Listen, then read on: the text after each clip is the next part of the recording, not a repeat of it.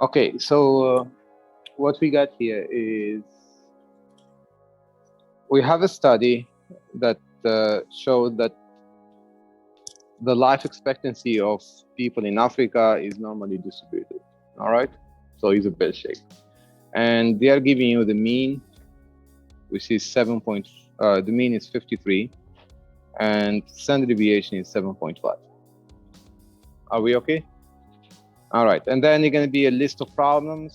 So the first question here, the first question is asking you, well, this is A, right? So the green, this is the A question, right?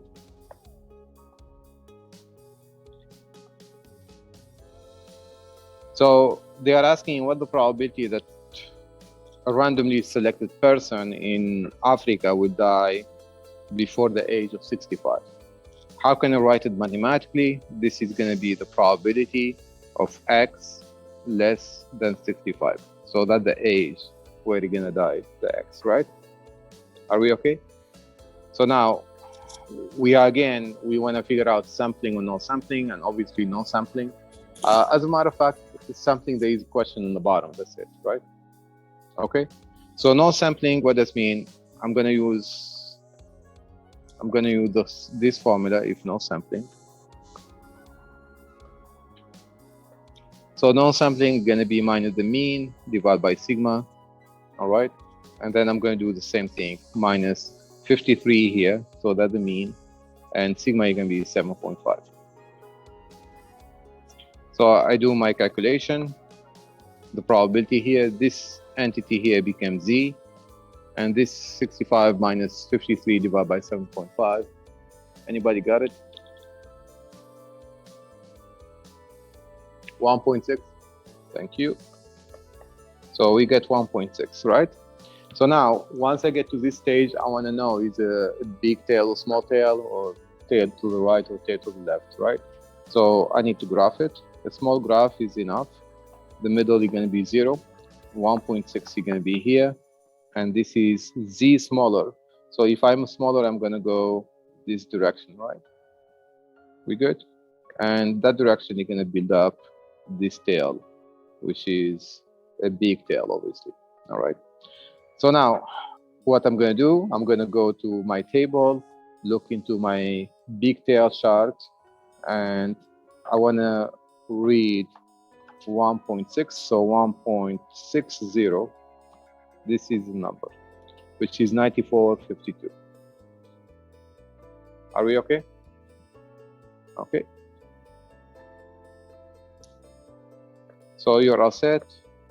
This is 94.52, 0 point, and the question is done.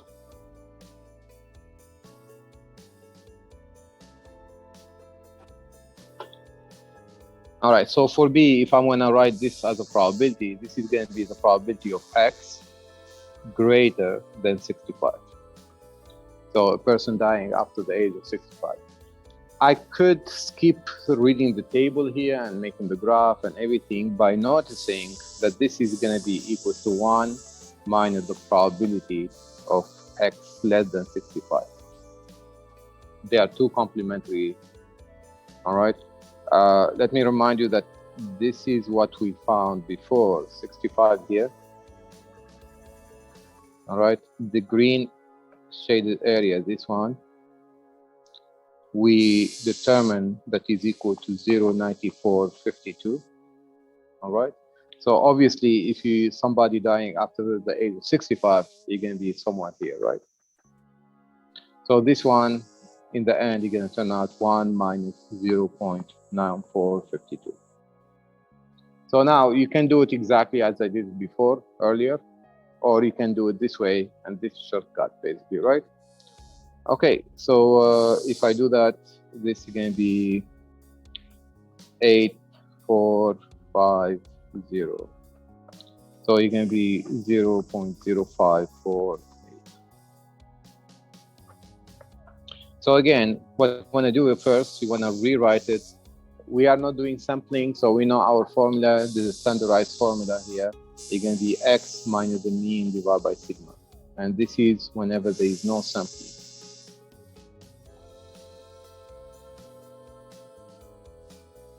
Are we okay?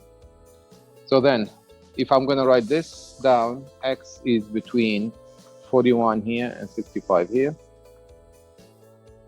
And as I identify my formula, I'm going to rewrite it again. The probability, write 41, leave a space, X, leave a space, 65, leave a space. And then go back to the formula and write it next to the X. X minus the mean divided by sigma. We identify our formula. From the other side, two sides, I'm going to do the same thing, but numerical application. So the mean is 53, we said, and the standard deviation is 7.5.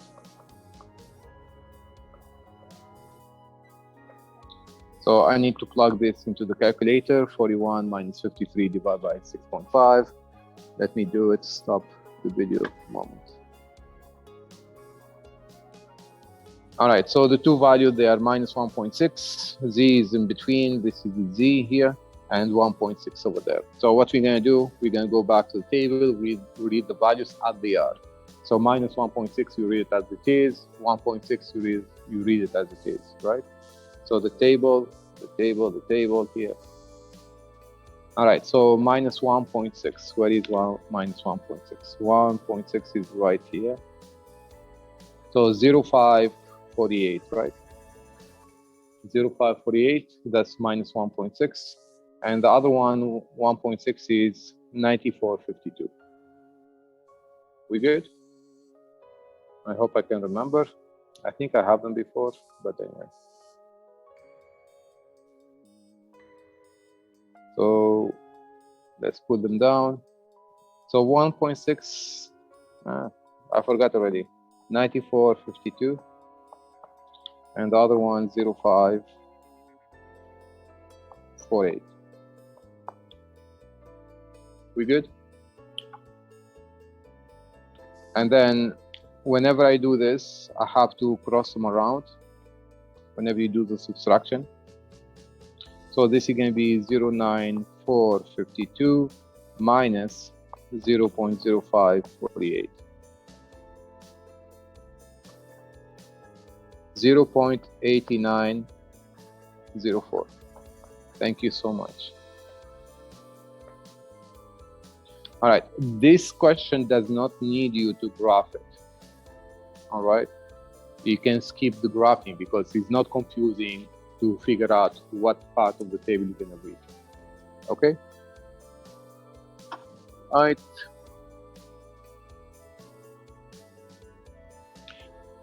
All right, for what we have, we are looking for the expected value. So what is the expected value again? Expected value in a certain number X is going to be always the probability, well, the probability in X times the number times X, right? Okay, so that's basically the formula we're going to be using for this one. And if you have, so what they are looking for, they are looking at, you have X, well, it's not really X, the number here, the number equals to 1,000, all right? I'm going to change this one into a number, right? Probability times the number. So the number, which is 1,000, probability of X, they are saying dies after the age of 65. So the probability of X greater than 65. And this is a previous question, which is 0.0548, right? We good? And what you're going to do, you're going to just multiply the 1,000 times this, right? So what you're looking for is 1,000 times the 0.0548. And if you do that, you're going to be 54.8. You can round it to 55. So out of 1,000 people, only 55 people will survive 65-year-old.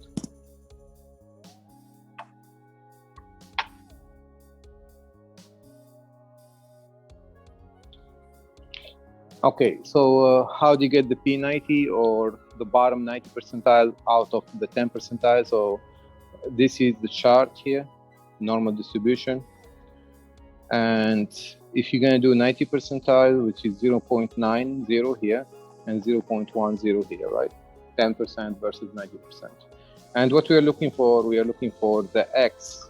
We are not looking for the Z, we're looking for the X, right? So now again, we are no sampling formula. So the X value, we have a formula which is the mean plus sigma times Z, right?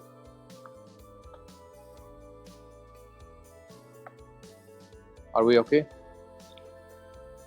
So this is my formula I'm going to be using, right? So now, before using the formula, what I want to do, I want to look for the Z value corresponding to this tail, which is 10%. So if it is 10%, this, how can I write it in 4 digits? Is 0.10001,000, right? Are we okay? So I'm going to go to my table and I'm going to look for 1,000 and there is small tail. 1,000 and there is small tail. So the closest number is going to be 1,003, I think. We good?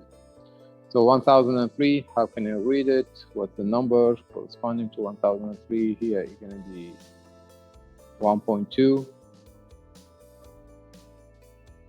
And here 8, all right? 1.28. Everybody okay? All right, let's go back.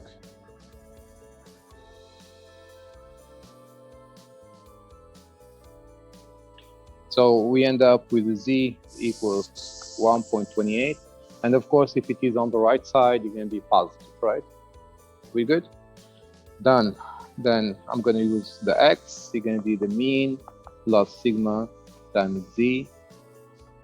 And if I plug in the values, the mean is going to be 53 plus sigma, which is 7.5 times 1.28. All right. Anybody got the answer, guys?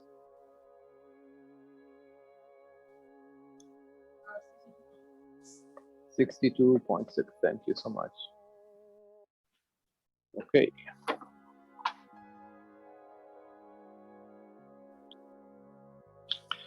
Okay, so for F, we are doing sampling, right? Everybody agree on this?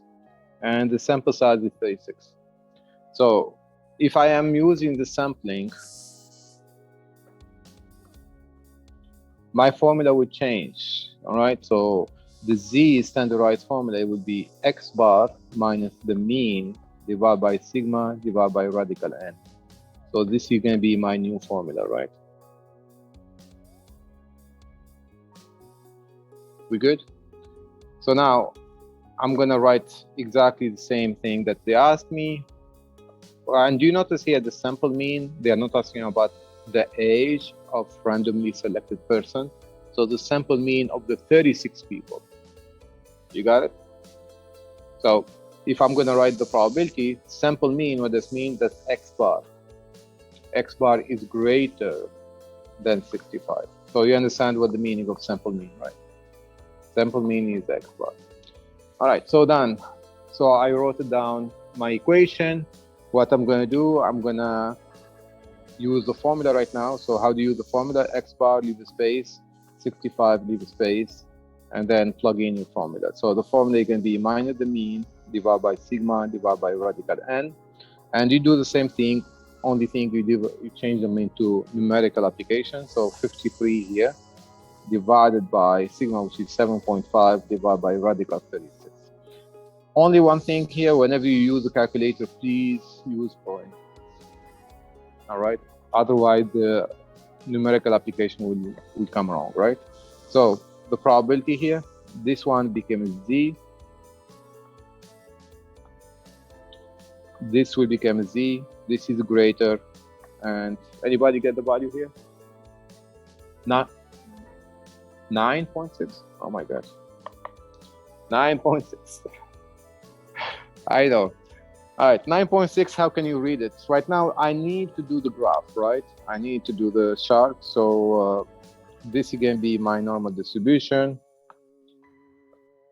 the 0 here, and 9.6 is very far away from the right side, right? So basically, I'm going to go extend it all the way here, and 9.6 is going to be here, right?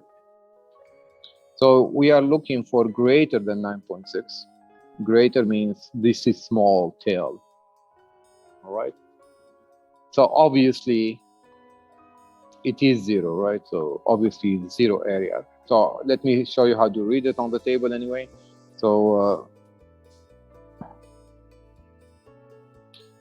as you notice here, I am reading a small tail. So I'm going to read it here. And I'm going to read 9.6. The biggest value here, the highest value here is 3.49. All right. So what does mean? If I am in this side here,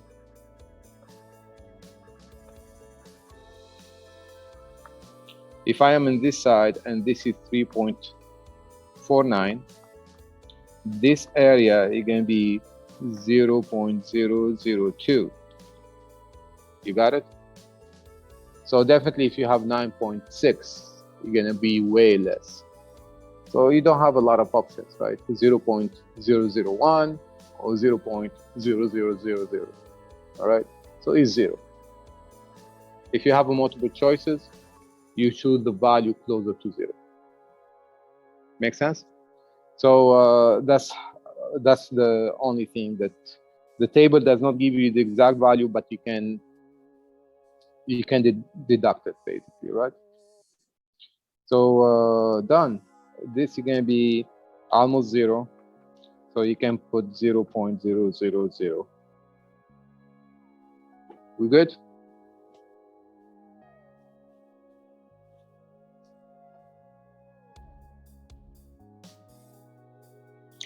Okay, what you need to know about the empirical rule, that every time you go one standard deviation, basically you have the rule of 68, 95, and 99.7%.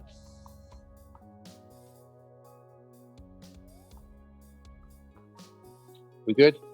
This is within one standard deviation. This means 1 sigma.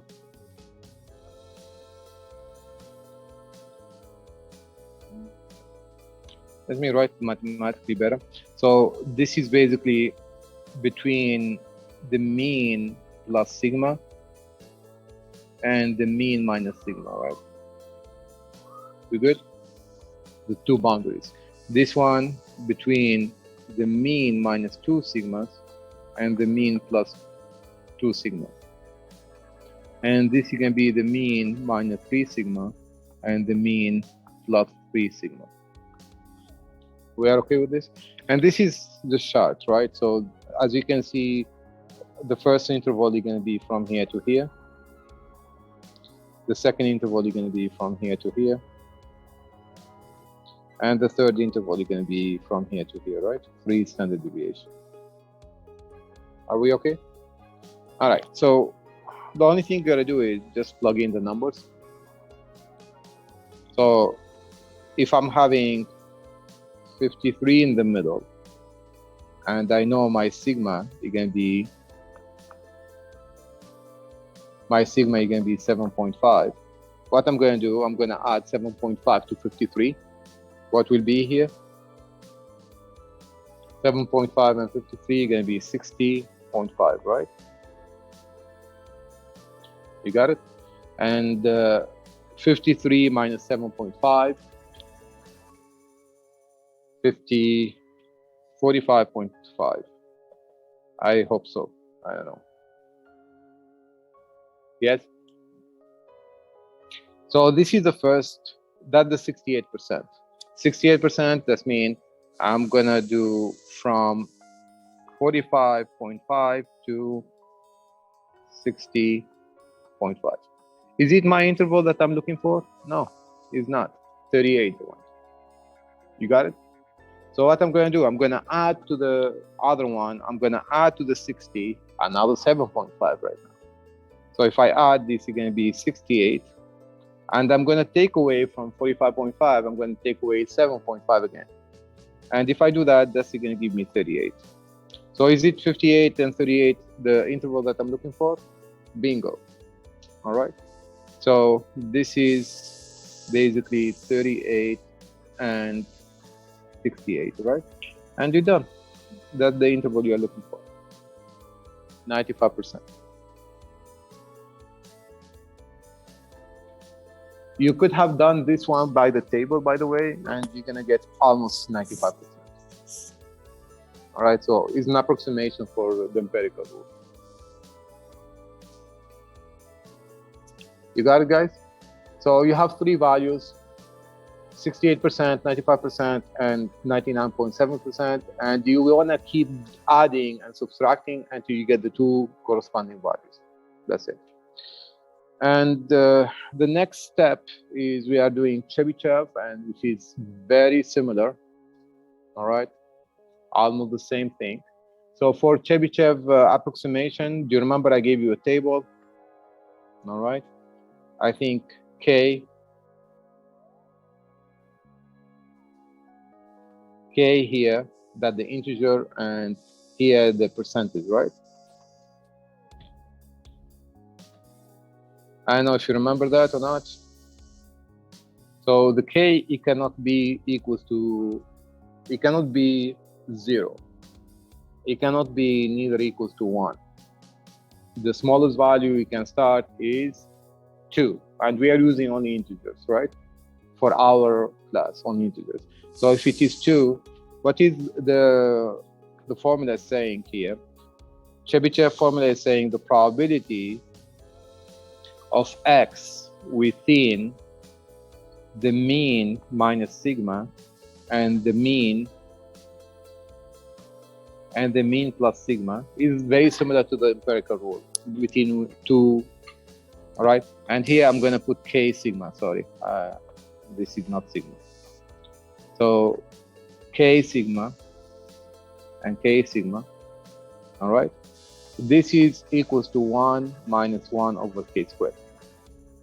At least. So let me modify it a little bit. So this is at least, it means this is greater or equal. Right, so that's Chebyshev formula, right? So what we're gonna do, we're gonna look for the interval corresponding to this. I think if you do k equals to 2, I don't want to do all the problems, so please refer to the table that you have. K equals to 2, that's going to give you 75%. Probably I can do this. So 75%, basically, this is, you get it from here, right? 1 minus 1/2 squared, which is 1 minus 1/4, and this is going to be 3 over 4. 3 over 4 is going to be 0.75, which is 75%. Are we okay? Obviously, this is going to keep going. You can do 3. For 3, you're going to be 84, is it? 89? Anybody has that table? Okay, so once you get the table, and for 2 standard deviation, 75%, 3 standard deviation, 89%, 4 standard deviation, 93%, what you're going to do, you're going to do exactly the same thing for this too. And we did it before, right? How many standard deviation is it, right? So to get 38, basically, what we did 53 minus 2 times 7.5, right?